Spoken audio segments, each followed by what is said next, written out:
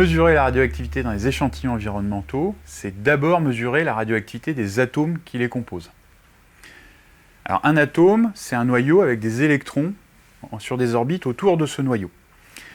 Dans le noyau, on trouve des protons et des neutrons. Pour un élément donné, l'aluminium, le fer, l'uranium, on va avoir le même nombre de protons. En revanche, on peut avoir plus ou moins de neutrons, c'est ce qu'on appelle des isotopes. Lorsqu'on a trop ou pas assez de neutrons, l'atome peut être instable, et dans ce cas-là, il va devoir redevenir stable en émettant soit des morceaux de lui-même, soit de l'énergie. Et c'est ça qu'on appelle la radioactivité. Pour mesurer cette radioactivité, on a deux grands moyens.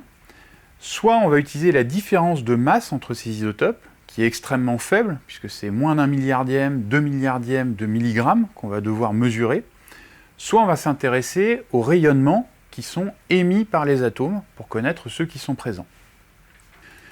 Pour analyser la différence de masse, on va utiliser ce qu'on appelle un spectromètre de masse, et on va venir arracher des électrons aux atomes pour mesurer la différence très faible de masse et de charge électrique entre les atomes. Dans le cas des rayonnements, en fonction du rayonnement, on va avoir différentes techniques. Par exemple, lorsque c'est de l'énergie qui est émise sous forme de photons, les particules qui composent la lumière, on va directement mesurer ces photons pour déterminer leur énergie, qui est une signature des atomes qui sont présents dans les échantillons.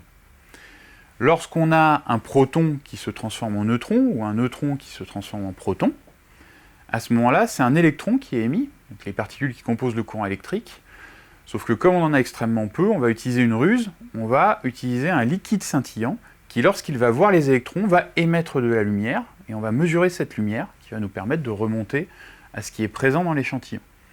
Et puis lorsque c'est carrément un morceau d'atome qui est émis par l'atome, à ce moment-là, comme ce sont des particules assez grosses, elles vont parcourir peu de distance, et donc on va les mesurer sur des couches très fines, quasiment au contact de l'échantillon, pour connaître la composition de l'échantillon. Au total, c'est à peu près 13 000 échantillons qui sont analysés par an à l'IRSN, soit dans le cadre de la surveillance du territoire, la surveillance radiologique, soit dans le cadre de programmes de recherche, par exemple, de l'IRSN. Et les résultats de cette surveillance de l'environnement par l'IRSN sont mis à la disposition du public sur un site qui s'appelle le Réseau national de mesure de la radioactivité dans l'environnement.